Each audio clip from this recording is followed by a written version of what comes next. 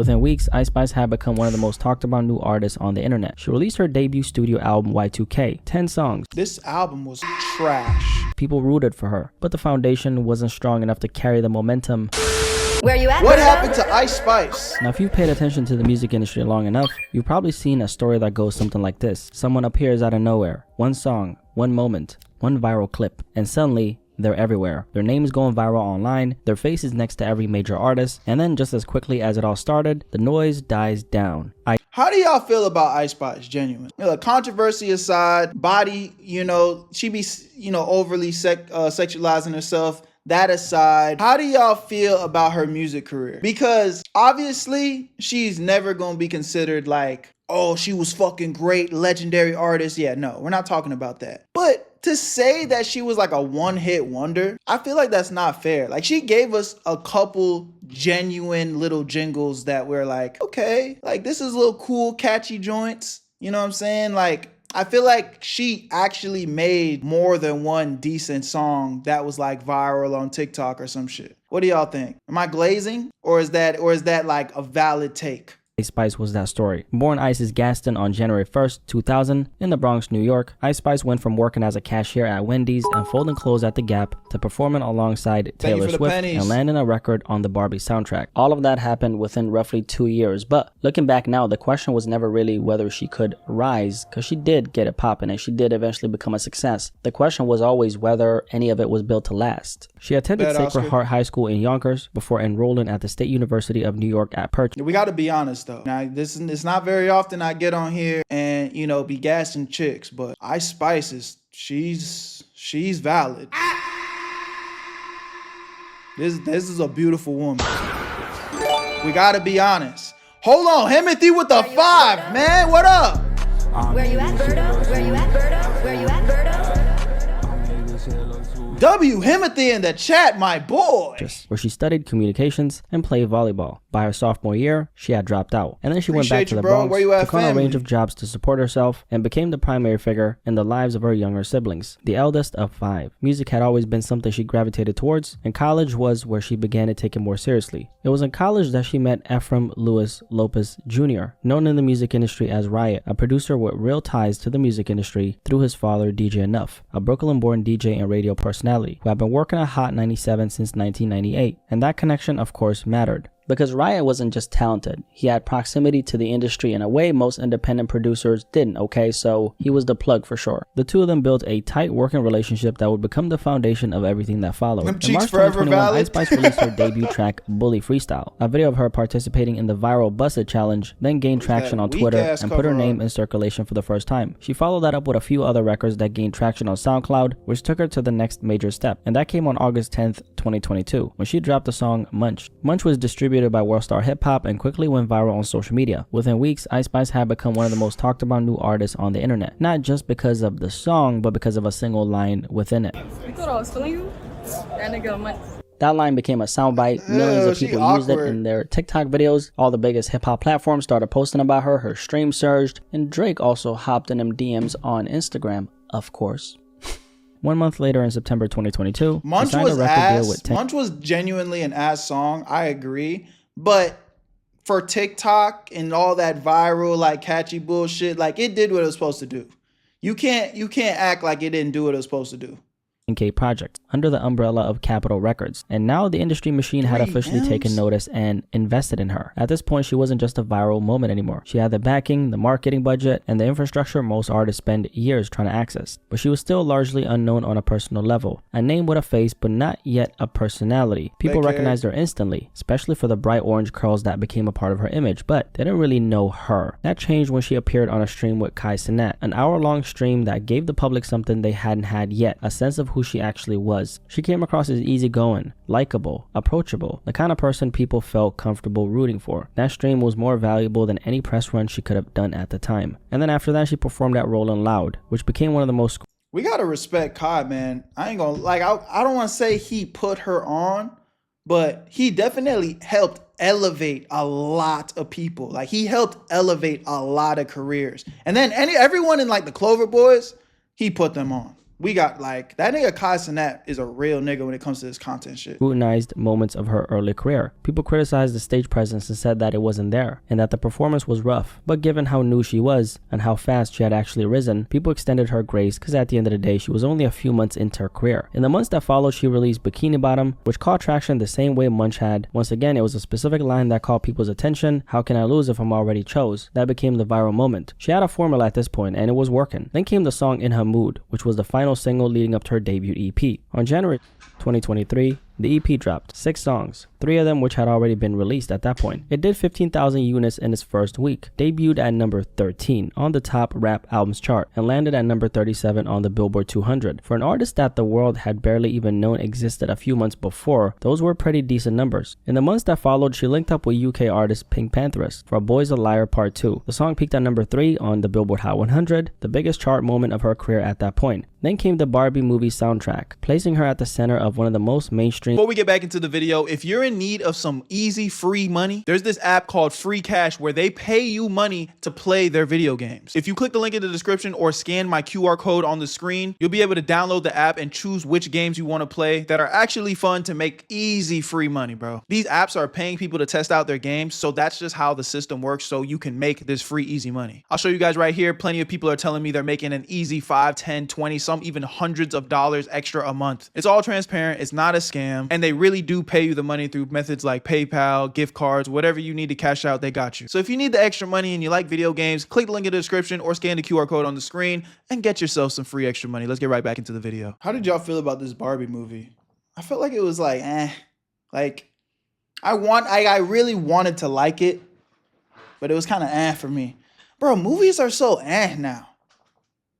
Movies are so mid now. Cultural movies of 2023. Shortly after that, she appeared on the remix of Taylor Swift's Karma, a collaboration that debuted at number 2 on the Billboard Hot 100. Within just a few months, she had secured multiple top 10 records, something most artists never accomplish in their entire career. Around that time, she publicly described Taylor Swift as a mentor, someone she spoke to regularly and received advice from behind the scenes. She also credited Nicki Minaj for encouraging her to learn from experience and pay attention to the mistakes that come with fame. By this point, Ice Spice had collected cosigns from some of the biggest names in the entire music industry. She had performed alongside them. She had charted with them. She had been inserted into major cultural moments that extended far beyond hip-hop, and all this happened within roughly a year of Munch going viral. At nearly 40 million monthly listeners on streaming platforms, her numbers reflected the machine that had been built around her. The marketing dollars were significant. The visibility was almost impossible to escape, and her massive social media presence had grown into something very few artists at her stage could say they've got. But there was a level of fragility underneath, one that wasn't obvious yet, but that would become clear very soon. Part of what had driven her appeal from the very beginning went beyond the music. Ice Spice was, based on societal beauty standards, widely considered an attractive young woman. Combine that with her being racially ambiguous, meaning you couldn't immediately place her into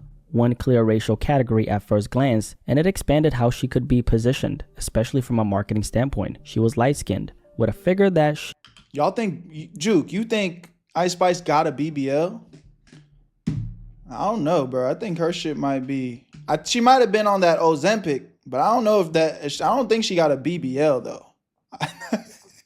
I'm gonna be honest, bro. That shit looked like it might be natural. She and her team leaned into deliberately and consistently. Her brand was built around sexuality, the twerking, the visual presentation, the playful but provocative aesthetic. The signature tongue-out expression became a big part of her image, the constant projection of a very specific persona, very sexual one. None of it was accidental. It was intentional. And it was effective because we all know that sex definitely sells. Colorism also played a huge role that was hard to ignore. Lighter-skinned black women in hip-hop have historically received greater industry support in the music industry, more marketing resources, and more mainstream visibility, and Ice Spice was no exception. Her look aligned closely with Eurocentric beauty standards in a way that made her easier to market broadly. And that's not a personal critique, it's a structural reality. At the same time, her personality worked in her favor. She came across as genuine and unguarded in interviews and on camera. And because of that, combined with her appearance, she benefited from what's often described as the halo effect. When someone is perceived as attractive, people tend to automatically attach other positive traits to them, whether it's kindness, talent, authenticity, even if those traits haven't necessarily been proven, because there's no correlation between how good someone looks and how good of a person they are. That dynamic is also often referred to as the physical attractiveness stereotype or pretty privilege. Ice Spice brand also spoke to a very specific demographic. Young girls, the visual language around her, the bright colors, pink aesthetic, a playful and sensual energy was aimed specifically to capture that audience. A lot of young girls wanted to emulate her look. I don't think Ice Spice's audience was majority girls. Like, I feel like maybe majority girls are listening to her music, but as far as her clout and getting like views and impressions and shit, it was you gooning that niggas, man. Let's be honest. Let's keep it G real. They wanted her confidence and they wanted her presence. When Ice Spice drop a music video and they get 13 million views, it wasn't hoes watching that shit. And of course, alongside that demographic, a large male audience drawn in by the same image for different reasons. In that way, both groups were being served and both were being engaged. This was the architecture of her success. Not talent alone, but a very calculated combination of industry support, physical appeal, social likability, and cultural timing. Now, at some point at the end of 2023, momentum began to slow down. Her monthly listeners dropped from nearly 40 million to around 15 million within the span of a single year. The chart placements that had come so easily during her peak became harder to sustain, and the conversation around her success had started to shift toward another direction. In January 2024, she teased a song called Fart, meant to be the lead single for her upcoming album Y2K. The soundbite went viral on TikTok, and then when the full song dropped, it debuted at number 37 on the Billboard Hot 100. But the following week, it dropped to 52, then 93. Within a month and 22 days of its release, it had left the chart entirely. The singles that followed it performed similarly. Her popularity was diminishing by the second, and the novelty of her brand was disappearing. Basically, the music wasn't doing enough on its own to compensate for that loss in momentum. On July 26, 2024, she released her debut studio album Y2K, 10 songs. This album was fucking trash. This is where I was like, okay, you lost me. Again, never was like an Ice Spice fan. I'm a grown ass man. Like, fuck I look like listening to Ice Spice on my way to the gym in the car. Like, but again, there was a time period where her music was pretty much unescapable. You open your phone, you gonna see, Ice Spice music. And I'm a music connoisseur. So when new music drops, I'm at least gonna check it out. Even if I'm not gonna be listening to it, I at least check it out. And when I played this album, that was the last time I've ever clicked play on an Ice Spice record. Like, I was like, this shit is trash. 23 minutes. For a debut album, a moment that for most artists represent the fullest and most complete statement of who they are, it was kind of short. And the reception reflected that. The general public and even many of her existing fans considered it underwhelming. The album did 28,000 units in its first week. Not really catastrophic numbers on its own, but deeply underwhelming given the scale of the investment that had been made in her career. Part of what complicated the rollout was how it was marketed. A significant portion of the promotional energy around the album had nothing to do with the music itself. It centered instead around a supposed romantic relationship between Ice Spice and UK rapper Central C. The two have been photographed together online. The rumor was that they were dating and people bought into it. And then it turns out that the whole thing had been orchestrated to promote a collaboration. The record ended up dropping, and after the song dropped, Ice Spice confirmed that they were just friends. So the stunt had worked temporarily, but it left a bad taste. People felt manipulated, and that feeling attached itself to her name. The issue here was that the music was being promoted with the help of a gimmick, so attention was being prioritized instead of lasting impression. Central C is hard though. Around the same time, I fuck with Central C. I'm still listening to the last little album Central C dropped. What is it called? Can't Rush Greatness or something like that. That album was tough. There was... What happened to Sexy Red? I think Sexy Red's time is up too. I don't really think Sexy Red kind of lost the motion. Some supposed tension with the rapper Lotto, a beef if you will. At the time, it looked like another industry rivalry, but it turns out that beef was actually fake. What made me want to squash it? It wasn't no real beef to begin with, to be honest. Which raises a fair question. If it wasn't real, then what exactly was it? Because manufactured conflict has long been a tool in the music industry to generate engagement and headlines. And then there was a situation with Nicki Minaj, someone who had really supported Ice Spice and collaborated with her early on. However, after leaked messages surfaced, in which Ice Spice appeared to refer to Nicki as ungrateful and delusional, the dynamic between them seemed to shift publicly. All these controversies disconnected from the music, the stage tension, the spectacle around the brand, the headlines, the public shifts, all of it started to stack up. And over over time, it chipped away at the authenticity that had made her likable in the first place. Then came the personal controversies. A former friend and fellow rapper named Baby Storm had already surfaced with critical stories about Ice Spice's character behind the scenes, and that was followed by more detailed and more damaging stories from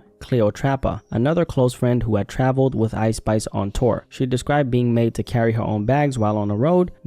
This one I thought was so lame though, because if you guys remember, I'm sure he's going to explain it, but she was pretty much complaining that she wasn't getting treated like a superstar while opening up for an artist that's more popping. And in my brain, it's just like, I was an artist, you know what I'm saying? I've gone on tours before. I've opened up for bigger artists.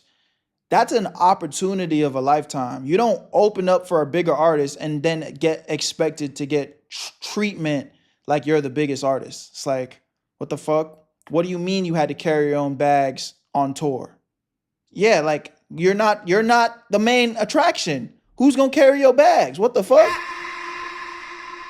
So she got on the internet complaining that Ice Spice wasn't sleeping in the 5-star suites and she had to carry her own bags on tour. It's like, what did you expect? You are opening up for a bigger artist.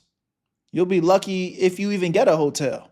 Denied a separate dressing room and being refused the cost of a chicken salad by Ice Spice's team when she asked for food. She described feeling like a second-class citizen, tolerated rather than respected. She said she became convinced that Ice Spice didn't just dislike her, but actively hated her. Now, these stories mattered in a very specific way. Ice Spice's public identity had been built in large part on the idea that she was a girl's girl, a woman who uplifted other women, who was genuine and down-to-earth despite her fame. That image was one of the primary reasons her female fan base was so loyal. However, the allegations from Cleotrapa directly dismantled that image. And once the halo effect begins to crack, which it tends to crack pretty quickly, the warmth people had projected onto her began to disappear. And what was left was a less flattering picture. On top of that, her physical appearance had changed noticeably. She had lost a significant amount of weight, slimming down considerably from the figure that had been so central to her original image and sex appeal. Her audience noticed, and that's when speculation about Ozempic followed. During that time, she began posting videos of herself in the gym, content that appeared intended to frame her weight loss as part of a fitness journey. But instead of quieting the conversation, it intensified it. And while it's never productive to reduce another person to their body, in Ice Spice's case, her image had been so deliberately constructed around her physicality that any visible change was going to register with the audience. When your brand is heavily tied to a specific look, a shift in that look doesn't just feel personal, it feels symbolic. And for a lot of fans, that change registered as the loss of something they had originally been attached to. And unfortunately, the music wasn't really filling the gap. The streams began to decline, the chart presence faded. The cosigns that had once come so effortlessly during her peak weren't arriving at the same pace. The industry support that had seemed constant started to feel quieter. And suddenly Ice Spice wasn't really around a lot of these very big names that she initially was when she was blowing up. And what's interesting is I generally didn't hear about Ice Spice much throughout 2025, which is crazy to say because at one point she felt unavoidable. It almost felt like the algorithm was deliberately placing her in front of everyone's face. I actually had to go out of my way to look up what she was doing now. In 2025, she released just 2 solo tracks, one tied to the SpongeBob movie, which she was reportedly cast in, and another collaboration with rapper Lotto. Outside of that, she was in an H&M campaign this year, and she eventually addressed the weight loss speculation, saying it was connected to depression. Looking back on the story of Ice Spice, I wouldn't really call it a failure. I mean, it looks like she's still getting some type of money, and she did reach a pretty high level of success. That's one thing that a lot of people don't understand though when it comes to this music shit. There's like levels to the careers, and Ice Spice did reach a height to where even if she does fall off and she never makes like another big record again, I think she's set. Like, I feel like she's one of those characters in the industry where she'll always be able to make money doing something, whether it's like, I don't know, voice acting for the fucking SpongeBob movie, being a model for this campaign or whatever. Maybe she's going to get more into acting. Like, I feel like she's gotten to a certain level of fame where she's probably going to be straight forever. You feel me? But like, will we ever get a hit song from her again?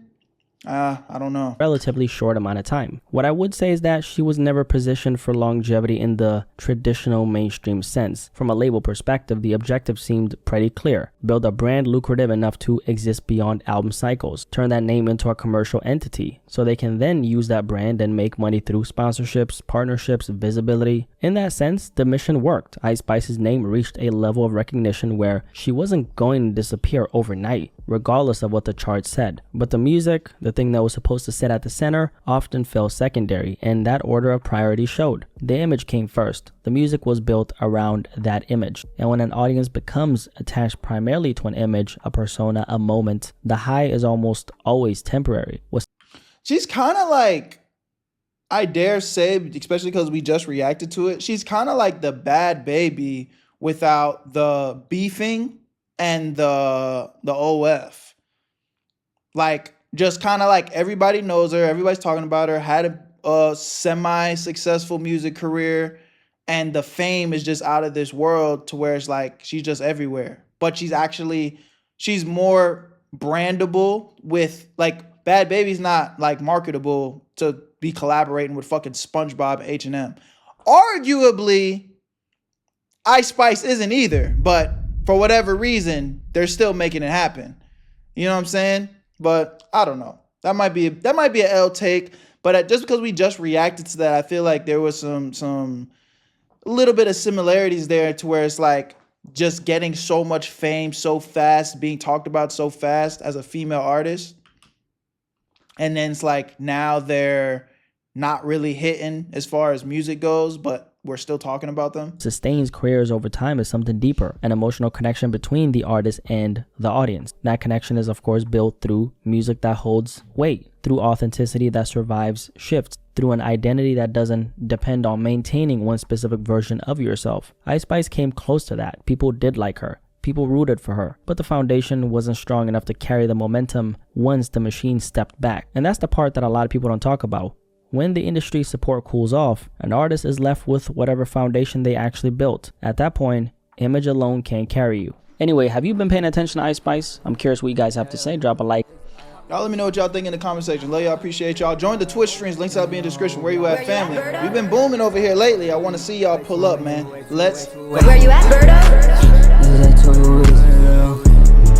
I made this shit look too easy.